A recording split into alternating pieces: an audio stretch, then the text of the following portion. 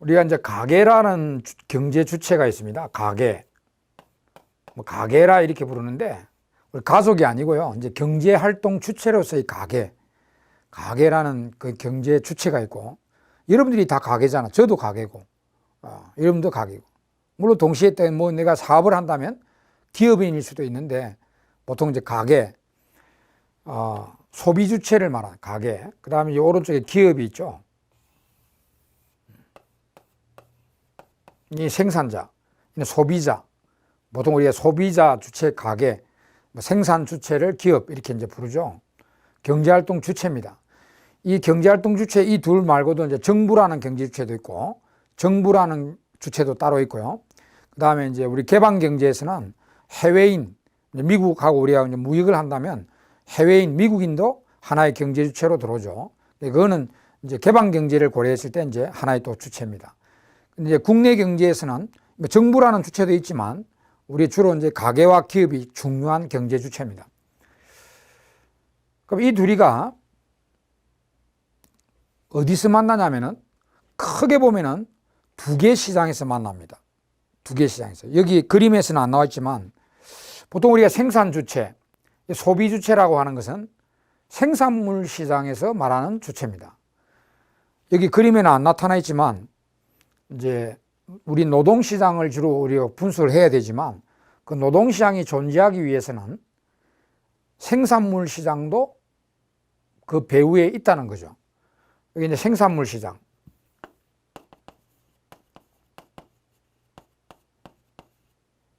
생산물 시장은 뭐 붕어빵 시장, 자동차 시장, 의류 시장, 뭐 우리가 생산물을 사고 팔고 하잖아요. 뭐 이 자본주의에 생산물 시장이 제일 많습니다.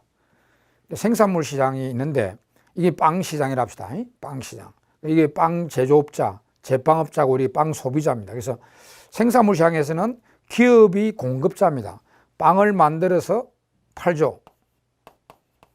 빵 공급을 하고 우리 가게가 빵을 수요를 하죠. 그죠? 빵 수요를 합니다. 물론 이제 돈은 그 반대로 움직입니다. 우리 빵 사 먹고 돈을 빵이 100원이다 하면 100원을 지출하죠. 그리고 이 돈은 빵 공급한 기업이 수입이 되죠. 빵 팔고 100원을 수입을 벌어가죠. 이렇게 되는 겁니다. 이게 이제 전통적인 이제 생산물 시장인데 이 시장이 존재하게끔 되려면 노동시장이 있어야 됩니다. 우리 기업인 보세요. 비기업이 빵을 만들어 팔 때 그 빵 만들기 전부터 하면 기업은 뭐가 있어야 빵이 만들어집니까? 당연히 밀가루는 있어야 되죠. 원료의 총칭 밀가루. 그 밀가루는 요 기업이 다른 기업한테 사옵니다. 제분업자 이제 이게 제빵업자라면은 제분업자한테 빵을 이제 밀가루는 사오죠. 그럼 뭐 요 생략하고 요 기업은 같은 기업이니까. 그럼 밀가루만 있어가지고 빵이 안 만들어지죠. 밀가루에다가 생산 요소라는 게 결합이 돼야 됩니다. 생산 요소는 이제 노동, 자본, 토지, 기업 활동, 경영이죠. 요게 4개가 생산 요소입니다. 그 생산 요소가 결합이 돼야 돼요. 생산 요소 중에 제일 중요한 게 노동입니다. 노동. 그래서 생산 요소는 기업이 빵을 만들기 위해서는 생산 요소를 사오는데 그럼 요소 시장이 여기 있단 말이에요. 그 요소 시장은 노동, 자본, 토지, 경영. 여기 이제 생산 요소 4개, 4생산 요소인데요. 우리는 물론 노동만 다루겠지만 노동이 제일 중요한 요소입니다. 이거를 요소 시장에서 기업이 사와야 됩니다. 그러면 이 요소를 공급하는 자는 누구지? 가게입니다. 우리 가게 중에는 이제 노동을 공급하는 가게, 노동자, 돈을 빌려주는 자본가 가게, 땅이나 건물을 빌려주는 지주, 건물주 가게, 그 다음 경영활동을 제공하는 경영자 가게, 이게 생산 요소를 공급하는 자는 가게입니다. 생산 요소를 공급하고요. 기업이 생산 요소를 수요합니다.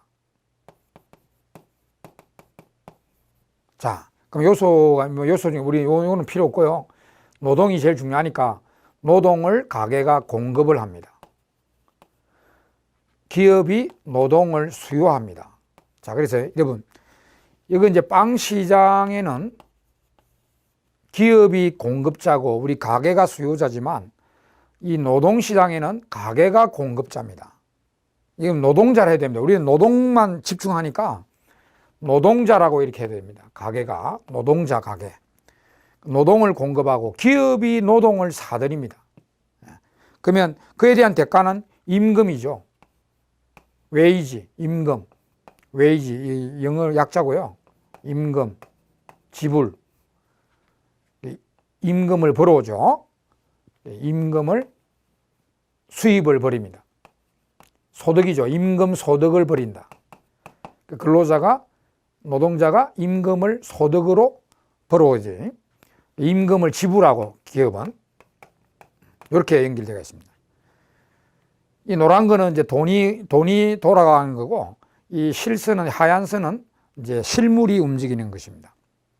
이렇게 그 경제 활동이 이루어지고 있단 말입니다. 그래서 우리가 지금 노동시장을 주로 다루겠지만 노동시장이 존재하게끔 만드는 게 생산물 시장입니다. 붕어빵 시장입니다. 이게 기업은 이걸 만들어 팔기 위해서 노동자를 수요하는 거 아닙니까? 노동이 거래되려면 생산물 시장이 있어야 됩니다. 그러니까 이게 딱 배후의 시장으로 이렇게 존재하게 됩니다. 예. 그게 이제 우리가 집중으로 다루는 건 노동시장이죠. 노동시장. 이 시장. 노동시장에 대해서 주로 다룰 것입니다. 그래서 우리 책의 구성이 그 일장이 노동시장의 이해라 했죠. 그러니까 이 노동시장 전체를 이해하는 것입니다. 일장, 우리 책의 이제 구성이 총 4개장으로 구성되어 있는데, 1장이 이 노동시장, 가게가 어떻게 노동을 공급하냐, 기업이 어떻게 노동을 수요하냐, 노동은 어떻게 거래되냐, 뭐 이런 걸 다룹니다. 그러니까 이 노동시장의 이해를 다룹니다. 1장이.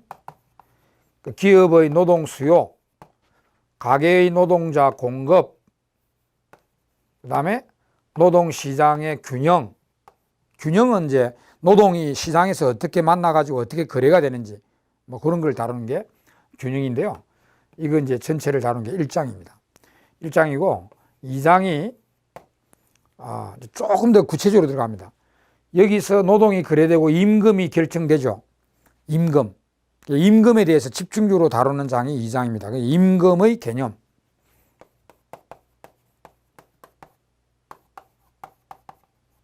그 다음에 3장이 이제 이렇게 노동이 고용되고 하면 우리나라 노동자들이 처음 다 고용은 안 되죠. 실업자도 발생하고 이렇게 돼요. 그래서 실업에 대해서 집중적으로 보는 게 3장입니다. 실업의 개념. 그 다음 마지막 장은 이제 노사관계론, 정치적인 내용인데 노사관계론, 노동조합 이야기든지 등등 관련 이야기들이 4장에서 나옵니다. 노사관계론. 다 내용이 이제 노동시장에 대한, 이거는 노동시장의 일반론이고, 그러니까 구체적으로 임금, 이제 실업의 개념, 노사관계론 이렇게 해서 쭉 나옵니다. 그러니까 전체가, 우리 4개장 전체가 이 노동시장에 관련된 이야기입니다. 노동시장에 관련된 거. 예. 자, 전체 이제 첫 시간이니까 앞에 우리 노동시장론의 전체 개요를 설명드리고 있습니다. 그렇게 이제 보시면 돼요. 이거는 참고하시면, 이건 시험에 나오는 게 아니고 참고, 앞으로 이제 공부할 내용에 대한 참고적인 설명입니다. 예. 자, 그 다음에 이제 넘어가면 이제 그 2절로 넘어가면은 이제 노동 수요가 나옵니다. 그 이제 1장에서 노동 시장을 다루는데 일반론이죠. 노동 수요, 노동 공급, 노동 시장 균형 이렇게 다룰 겁니다. 이걸 그림으로 보여드리면, 우리 노동시장은 그림도 많이 사용돼요. 그림도. 근데 그림 문제는 안 나오죠, 시험에. 그러니까 근데 그림으로 이렇게 설명하는 부분이 많습니다. 예. 그래서 우리가 이 노동시장을 그림으로 이렇게 이제 그려드리면, 좌표를 잘 보세요. 이거 처음부터 잘 보세요. 그림을. 이게 Y축, X축. 여기에 원점이고요. X축에는 노동시장을 그려하는 시장을 이렇게 그림으로 표시합니다. 여기에 노동 수요량, 공급량, 노동을 레이블 하겠습니다. 앞으로 노동량 혹은 노동시간이라 해도 되고요. 노동거래량, 앞으로 L로 약자를 짓겠습니다. 레이버의 약자입니다. 레이버의 약자인데 L이라는 약자를 짓겠고, 하여튼 X축은 노동거래량, 그 다음에 Y축은 노동의 가격인 임금입니다. 임금.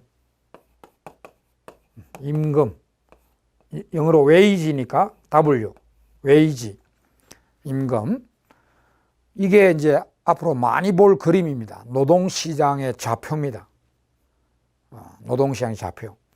여기에 이제 기업들의 노동 수요가 나중에 다 이제 공부하겠지만은 미리 말씀드리면 기업들이 여기 와가지고 노동자를 수요합니다. 노동 수요 곡선이 이렇게 나와요. 레이버 디맨드, 기업의 노동 수요. 그 다음에 노동자들이 또 노동을 팔러 왔죠. 노동 공급 곡선이 이렇게 나옵니다. 레이버 스플라이, 노동 공급, 이 노동자들의 노동 공급입니다. 이게 이제 둘이가 이 만나는 곳이 노동시장이에요. 그러니까 노동시장이 뭐 구체적인 오프라인이든 온라인이든 추상적이든 노동 수요와 노동 공급이 만나면 그걸 우리가 노동시장이라고 합니다. 노동시장. 수요와 공급이 만나는 장소를 전부 다 우리가 시장이라고 표현을 하죠. 그래서 이렇게 이제 이 둘이가 이렇게 만났다. 만나면 여기 이제 서로 의견이 일치하는 데서 임금이 결정이 됩니다. 이걸 이제 균형임금이라고 그래요. 결정이 된 시장에서 실제로 결정된 임금, 100만 원이라면은 이게 균형임금이라는 균형임금. 그리고 노동자가 이만큼 거래가 되죠. 노동이. 이게 이제 균형 노동 고용 거래량, 균형 거래량 이랍니다. 균형 노동 거래량. 이렇게 거래가 돼버렸다면 요 임금으로 요만한 노동자들이 채용이 됐다는 거죠. 노동 시간으로 하면 요 시간이 채용이 됐다 이래 되고, 노동자 숫자로 말하면 노동자 이만큼 노동자가 채용이 됐다. 요 임금을 받으면서 요만한 노동자가 고용이 됐다 이렇게 이제 분수를 하는데, 요 앞으로 계속 이 그림 나옵니다. 이게 노동시장이에요. 그냥 이 전체를.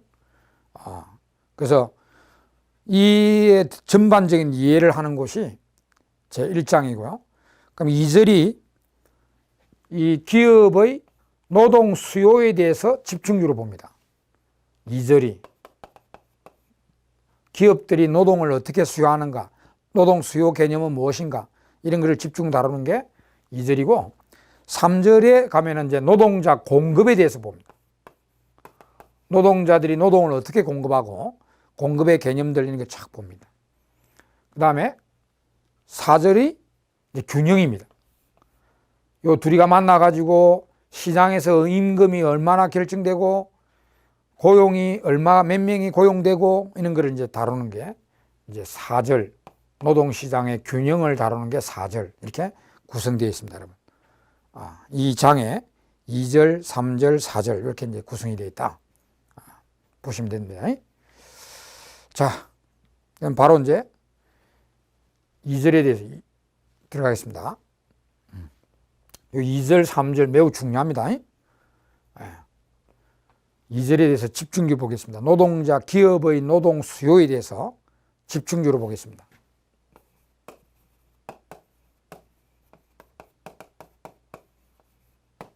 노동의 수요. 저 1번에 보면은 노동 수요의 개념 이래가지고 3가지 나와 있죠. 기업들의 노동에 대한 수요, 노동을 채용한다 이 말입니다.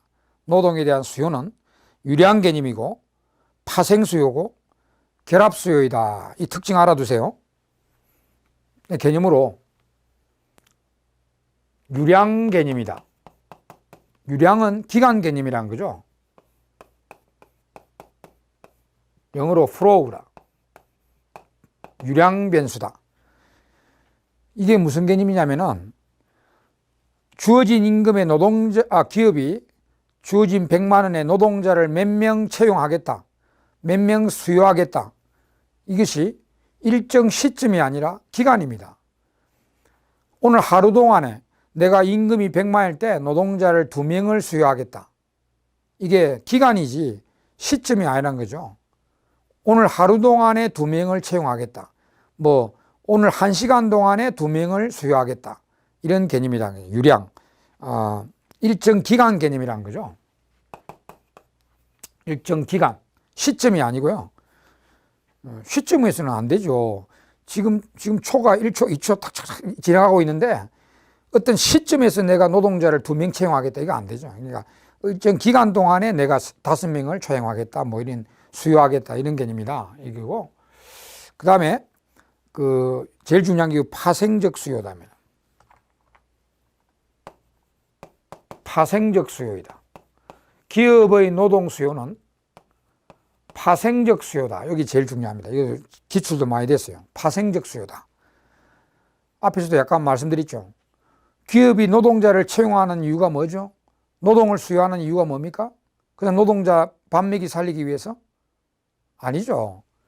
자기 빵을 만들어 팔기 위해서입니다. 노동자를 채용해서 빵을 만들어서 자기가 빵을 팔기 위해서 노동자를 수요하는 것입니다. 자기 물건, 자기 생산물이죠. 자기 생산물을 만들어 팔기 위해서 노동자를 사들인다. 이게 이제 파생적 수요입니다. 자기가 빵을 안 만들어 팔면 노동자 채용할 이유가 없습니다. 그러니까 자기 생산물을 만들어 팔기 위해서 노동자를 수요한다. 이런 개념이 파생적 수요다. 알겠죠? 이게 자기 생산물을, 빵 말이죠. 생산물을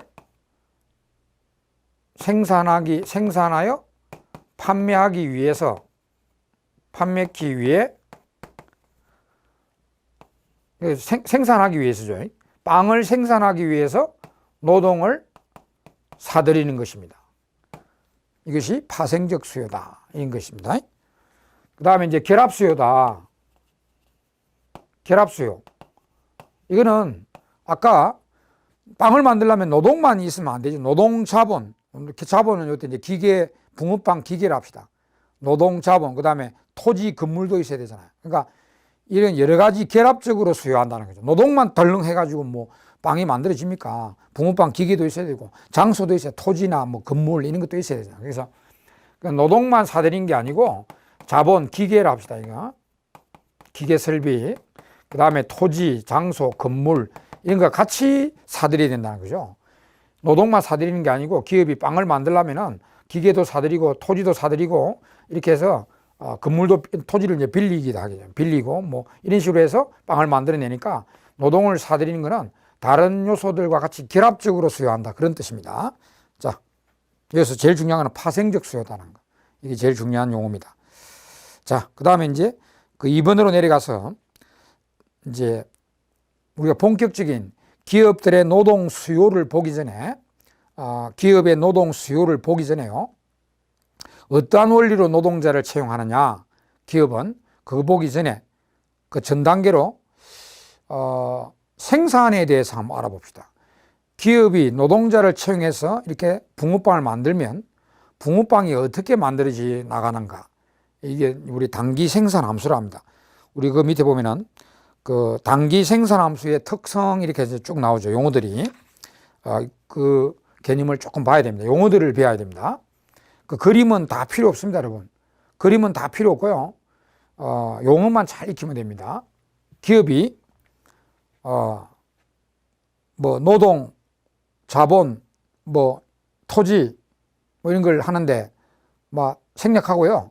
노동하고 자본만 보겠습니다. 이걸 이제 노동하고 레이버하고 자본, 캐피탈이라고 합니다. 캐피탈의 약자입니다. 캐피탈, 이게 독일인데 영어로는 캐피탈이죠. 이렇게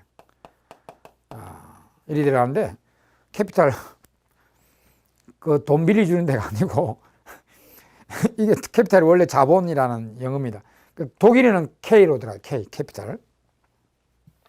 그래서 이렇게 이제 캐피탈 K로 약자를 적는데 이건 레이버 약자고, 이거 두 개 결합, 이제 붕어빵 기계라 생각하면 붕어빵 기계하고 노동자를 사들이 가지고 빵을 만들어냅니다. 다른 요소는 다 생략하고요. 딱 요소 2개만 듭시다. 이때 단기 생산이라고 하는 거는 우리 이 기계는 공장 설비까지도 포함되거든요. 공장 설비, 기계 이런 단기적으로 우리가 공장을 설비를 확충하고 이렇게 할 수가 없거든요. 그래서 단기에는 공장 설비와 기계는 고정된 상태에서 노동자만 1명, 2명, 3명, 4명 이렇게 채용하면서 빵을 만들게 됩니다. 단기는. 그래서 그걸 단기 생산이라고 그래요. 그러니까 기계는 고정해 놓고 고정됐다는 겁니다. 기계는 열대를 딱 고정해 놨다. 공장 설비나 붕어빵 기계는 열대를 딱 고정해 놓고요. 이제 여기다가 노동자를 이제 내려갑니다. 1명, 2명, 3명, 4명 이렇게 수요해 가면서 빵을 만들어낸다. 예? 빵 생산량을 Q라고 퀀티티 약자입니다. 생산량, 빵 생산량, 빵을 만들어 나간다. 이걸 단기 생산이라고 그래요. 이때 빵이 몇 개씩 만들어지 나올까? 이겁니다. 이거는 이제 이 경제학자는 이거 논문 쓸 때 다 실험을 합니다. 우리 이런 장소에 그 붕어빵 기계 딱 10대 설치해 놓고요. 노동자를 1명 넣어가지고 이제 주어진 시간이면 1시간이다. 1시간 동안에 빵을 만들게 해봅니다. 그럼 빵이 몇 개 만들어지니까. 또 노동자 2명을 투입해서 또 1시간 동안에 빵 만들게 해가지고 빵이 몇 개 만들어지니까. 이렇게 실험을 다 해서 그 논문이 나오죠. 그 실험을 해보면은 어떻게 빵이 일반적으로 뭐 특수한 생산도 있겠죠. 특수한 생산도 있겠지만 일반적으로는 어떻게 생산이 이루어지는가 보면은 그 그림은 필요 없습니다. 여러분 그림은 필요 없고 제가 숫자를 한번 넣으면 이런 용어만 익히면 돼요. 자, 이런 공간 우리가 뭐 한 10평 되는 공간에 붕어빵 기계가 10대가 딱 진열되어 있어요. 이 붕어빵 기계입니다. 붕어빵 만들어내는 기계는 10대 딱 진열해 놨습니다. 여기다가 노동자를 1명 채용해 가지고 1명이 딱 이제 노동자가 1명이 들어가 가지고 여기서 10대를 돌려본단 말이죠. 그럼 한 이제 주어진 시간 내에 빵이 몇 개 만들어지는가 딱 보니까 자, 빵의 총 생산량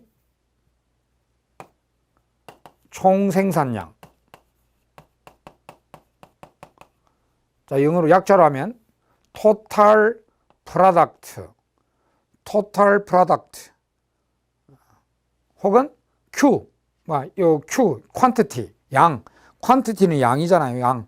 그러니까 quantity 이렇게 TPL 총 토탈입니다. total product 노동의 총 생산량 혹은 뭐 QL 이래 되고요.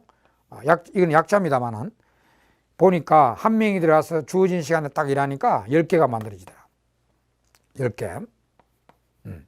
그럼 2명이 들어가가지고 2명을 넣어가지고 10대를 확 돌려봤어요. 그럼 똑같은 시간 내에 생산해 보니까 빵이 20개가, 이 1명이면 2명이면 10개가 20개가 아니라 30개가 돼요. 이렇게. 이거는 뭐 그냥 실험에 의해서 나온 결과니까 뭐 별로 신경 쓰지 마세요. 3명이 들어가가지고 똑같은 시간에 생산하니까 60개가 만들어지더라. 처음에는 이렇게 돼요. 이렇게.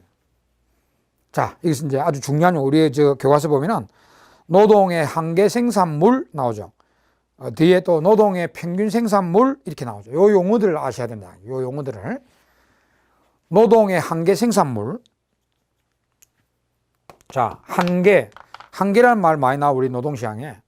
한계 생산물. 자, 한계 생산물 요 용어 꼭 알아셔야 됩니다. 물론 총 생산량도 알아야 되고요. 총 생산은 그냥 총 생산물이죠. 예. 한계 생산물은 이제 영어로 marginal product니까 marginal product, MPL이라 하죠. 약자는 marginal product, 한계 생산물. 이 약자를 나오는데 약자는 공부할 때만 필요합니다, 여러분. 시험에서는 출제자가 이렇게 총 생산량이라는 이런 말을 안 쓰고 그냥 TPL 이렇게만 안 씁니다. 반드시 한글로 말해줘요. 한글로. 그러니까 한글로 나오니까 약자 이런 거는 TP, 뭐 MP 이런 거 공부할 때만 필요해요. 쉽게 하기 위해서. 그러니까 그럼 나는 약자도 필요 없다. 그러면 한글로 공부하세요. 한글로. 총생산물, 한계생산물 이렇게 한글로 공부해요. 항상 시험에는 한글로 나오니까. 한계생산물이 뭐냐면은, 자, 잘 보세요. 한계생산물이 뭐냐면은 노동자를 한 명 더 투입에 따른 총생산물의 증가분입니다. 단위당. 그러니까 여기 보면은 0명에서 1명으로 하게 0개에서 10개잖아. 그러면 노동자 한 명의 한계 생산물은 10개요. 0개에서 10개니까 10개. 그 다음에 2명째의 한계 생산물은 10개에서 30개니까 20개죠. 이 단위당 노동자를 한 명씩 투입해 나갈 때 총생산물의 변화분을 말합니다. 그게 한계 생산물입니다. 수학적으로 적으면 이렇죠. 노동자 한 명 변화시킬 때, 요 D는 영어로 변화분이라는 뜻인데, D라 해야 되고, 이렇게 해야 됩니다. 이렇게 수학적인 기호로 델타, 여기 변화분이야. 노동자 한 명 변화시킬 때 변화되는 총생산물 분, 이렇게 돼요. 우리 책에도 그런 표시가 되어 있죠. 예. 여기 노동자 한 명 변화시킬 때 변화되는, 요 델타가 수학 기호입니다. 변화되는 이래 되고요. 영어로 하면 이래 됩니다. DL, DQ 이렇게 돼요. 같은 말입니다. D도 영어로 변화분이라는 뜻이거든요. 노동자 한 명 변화시킬 때 총생산량의 변화분. 요게 이제 한계 생산물입니다.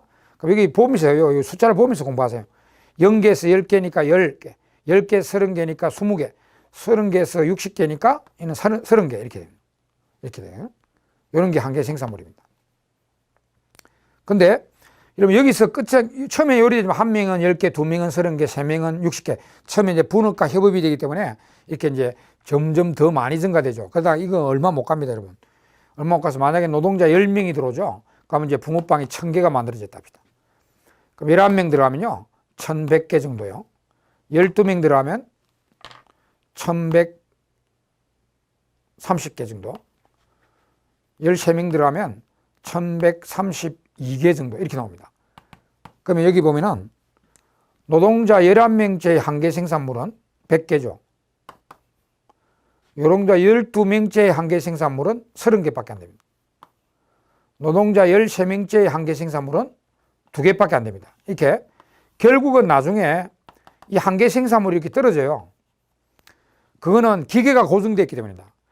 이 공장 설비, 기계가 고정된 상태에서 노동자만 계속 투입시킨다.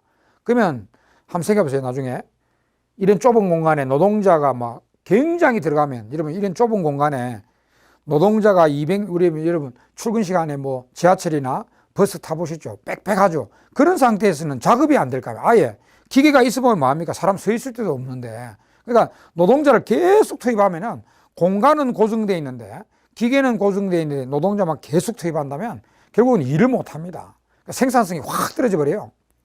그래서 나중에는 이게 기계는 고정된 상태 노동자만 계속 투입하면은 생산량이 결국 이제 1000개에서 1100개, 1130, 1132 나중에는 이거 감소될 수도 있습니다. 나중에는 뭐 이거 막 너무 복잡하면은 신경질 나고 막 싸움하고 할 거 아닙니까? 싸움하고 이러면 일도 안 될 거 아닙니까? 그러니까 생산량이 아예 떨어지기도 합니다. 너무나 이게 이제 공간은 한정된 상태에서 노동자가 계속 투입되니까 그런 상황이 벌어집니다. 그 여기 이 한계 생산물이 떨어지는 거를 요 상황을 초반기에는 약간 이게 한계 생산물이 올라가는데 이거는 초반기에 약간 일어나는 겁니다. 일어나는데 요 뒤에가 이제 주요한 법칙입니다. 여기를 이제 한계 생산물 체감 혹은 영어로 하면 수학 체감이라 합니다. 수학 체감의 법칙이 일어납니다. 한계 생산물 체감, 수학 체감 같은 말입니다. 한글로 하면 수학 체감, 영어로 하면 한계 생산물 체감 이렇게 한계 생산물 체감. 자, 마지널 프로덕트 이 용어는 책에 있으니까 마지널 프로덕트인데 한계 생산물입니다. 한계 생산물이라 해도 되고 양이라 해도 됩니다. 한계 생산량 같은 말입니다. 한계 생산물, 한계 생산량, 뭐 총생산물, 총생산량 다 같은 말입니다. 그리고 이게 이제 기기가 고정된 상태에서 노동자만 계속 투입하면은 복잡해지고 이렇게 비효율적으로 되기 때문에 한계 생산물이 점점 이렇게 떨어지게 됩니다. 그걸 이제 우리가 한계 생산물 체감 법칙, 수학 체감 법칙이라고 합니다. 요거 나중에 필요하니까 요거 알아두세요. 그리고 한계 생산물이라는 용어 당연히 아셔야 되고요. 그 다음에 이제 법칙으로는 우리 단기 생산할 때는 어차피 기기가 고정되어 있기 때문에 기계도 같이 내려가면 달라집니다. 기계도 이제 공장 설비도 내려가고 노동자도 내려가면 좀 달라지는데 단기는 이제 기계는 고정되어 있단 말이에요. 여기 노동자만 계속 내려나가면 이 노동이 나중에 복잡해지고 해서 노동의 한계 생산량이 이렇게 점점 떨어지게 됩니다. 이게 단기 생산의 철칙 법칙입니다. 한계 생산물 체감 법칙 알아두시고, 그 다음에 이제 용어 하나 더 공부합시다. 평균 생산물이라는 용어가 있습니다. 평균 생산물. 자, 평균 생산물, 평균 생산량, 평균 생산량, 생산물. 약자로는 average product, average product 이렇게 되네. average. 이거는 노동자 한 명당 생산물입니다. 노동자 한 명당. 우리가 이 평균은 n분의 1 하는 거죠. 현실에 우리 많이 쓰고 있는 용어입니다. 평균. 이게 하나당 얼마냐. 이 3명이 같이 식사를 해서 총 식사대가 3만 원 나왔어요. 그럼 1인당 얼마 내야 됩니까? 그럼 만 원씩 내면 되죠. 한 명당 얼마 내야 돼요? 총 3만 원 나왔으니까 3명이니까 1인당 만 원을 내면 됩니다. 그게 평균입니다, 여러분. 평균은 총 생산량을 이렇게 노동자 숫자로 나눠버리면 n분의 1 그거답니다. 10개 나누기 1, 30개 나누기 2, 60개 나누기 3 이렇게 하면 돼요. 그러니까 10 나누기 1이면 10개고 30개 나누기 2 하면 15개고 60개 나누기 3은 20개고 이런 식으로 가면 되죠. 이게 평균 생산량입니다. 이거는 쉽죠. 그냥 나누기 하면 돼요. 총 생산량을 노동자로 나눠가지고 노동자 한 명당 생산물이 몇 개냐 이거죠. 그러면 우리가 평균을 가지고 토탈을 구할 때는, 자, 아까 반대로 합시다. 총 3만 원인데 3명인데 1인당 얼마 내야 되냐? 그럼 3만 원 나누기 3. 그럼 1인당 만 원 내야 되죠. 그럼 1인당 만 원을 냈다. 그러니까 3명이 냈다. 총 얼마냐? 1 곱하기 3, 3만 원이죠. 그러니까 이게 평균하고 총은 나누기 곱하기입니다. 이것도 알아야 돼요. 그러니까 이게 30개 나누기 2 하면 15개가 한 명당 생산물 아닙니까? 그러면 한 명당 생산물이 평균 생산물이 15개다. 노동자가 2명이다. 그러면 총 생산량은 몇 개지? 15 곱하기 2 하면 30개 나오죠. 여기 보면은 총 생산물을 노동으로 나누면 평균 생산량인데, 우리 평균하고 요거 노동을 이렇게 넘기면 곱하기 되잖아요. 평균 생산량을 노동으로 곱해버리면 총 생산물이 나오죠. 요것도 아셔야 됩니다. 이런 거 계산 문제 나오니까. 그리고 한계 생산량이라는 용어도 철저히 알아야 되고요. 이런 데이터 주거든요. 출제자가 이런 총 생산량이라는 이런 데이터를 주고요. 한계 생산량 구하라, 평균 생산량 구하라, 이런 거 다 나옵니다. 시험에 계산 문제로. 그러니까 이렇게 나와 있으면은 한계 생산량은 요 변화분입니다. 무조건 변화분. 단위당 노동자를 한 명씩 투여할 때 총 생산량의 변화분이 한계 생산물이고, 평균 생산물은 그냥 총 생산물을 노동으로 나누면 돼요. 그러니까 노동자 한 명당 생산물이거든. 그래서 이렇게 구하면 돼요. 그리고 평균 생산량을 가지고 총 생산량을 구하는 것도 거꾸로 곱하기 하면 됩니다. 15 곱하기 2, 10 곱하기 1, 20 곱하기 3 이러면 총 생산물이 나오죠. 이런 거 이제 계산할 수 있도록 하시기 바랍니다. 여기 이제 그 단기 생산의 용어들, 기업들이 붕어빵 만들어낼 때 단기 생산할 때 용어와 법칙들입니다. 이거 다 알고 계셔야 됩니다. 이 책에는 우리 책에 그림까지도 나와 있는데, 그림은 실제로 필요 없습니다. 그림은 무시하시고 용어를 철저히 하시기 바라고, 또 계산을 할 수 있도록 하시기 바랍니다. 자, 3가지 생산물 곡선, 곡선이 아니라 생산물에 대한 용어로 보면 총생산량, 그건 총생산량은 그대로 노동자 투입할 때 붕어빵 총생산량입니다. 주로 출제자는 이 자료를 주죠. 총 생산량 자료까지만 줍니다. 그래서 여러분들이 이걸 보고 한계 생산물 자료와 평균 생산물 이거를 계산할 수 있도록 해야 됩니다. 알겠죠? 변화분이 한계 생산물이고 평균은 총 나누기 노동자 숫자로 나누면 됩니다. n분의 1이다. 그러니까 이거 나누기 이거 나누기 이거. 그리고 평균을 가지고 총을 구하라 하면은 오히려 출제자가 요거 안 주고요. 평균을 딱 주고 총을 구하라, 총 생산량을 구하라 이렇게 해도 나올 수 있어요. 그러면 평균 생산량에다 노동자를 곱하면 돼 그냥.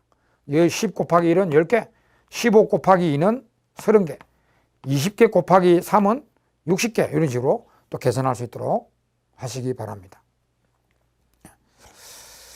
자, 그까지 설명을 드렸습니다. 그러면 그 그림 같은 거는 신경 쓰지 마세요. 그림은 뭐 책이니까 그려놨는데 아무 필요 없는 겁니다. 시험상에 필요 없는 내용입니다. 자, 여기까지 단기 생산의 법칙과 법칙은 요 한계 생산물 체감 법칙 요거 조금 기억해 두시면 됩니다. 수학 체감 법칙 요거 기억해 두시면 되고 이런 용어 계산 이거 철저히 하시기 바랍니다.